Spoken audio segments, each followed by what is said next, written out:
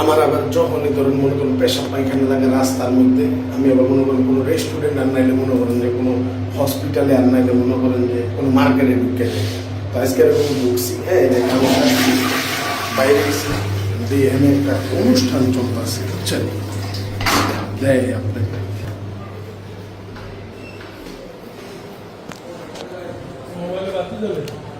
Video করতেছি ভাই, এর জন্য মোবাইলে বাড়তে যাবে। সাবানটা এই যে দেখেন প্রোগ্রাম চলতেছে, কি এর প্রোগ্রাম তো এত জানি না, এক বাবুর বার্থডের প্রোগ্রাম। মনে করেন যে খালি যদি আরেকটু আগে খবর পারতাম তাহলে মনে করেন যে মাগনা খাউনটাও খেয়াল হইতে পারতাম। এটা কি বার্থডের প্রোগ্রাম ছিল? বার্থডের প্রোগ্রাম আছে, বুঝছেন। মনে করেন এত ভিড়ের মধ্যে খেয়াল হলে কেউ কইতে পারতো না।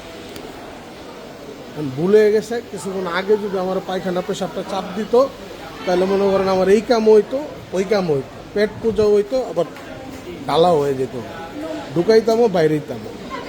হ্যাঁ এই দেন ওরা কি খুশি।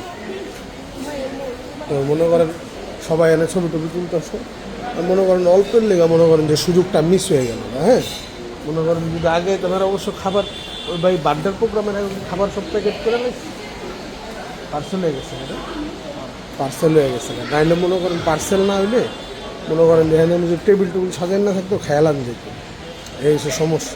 যাই হোক ইয়ার করার কপালে নেই জায়গা।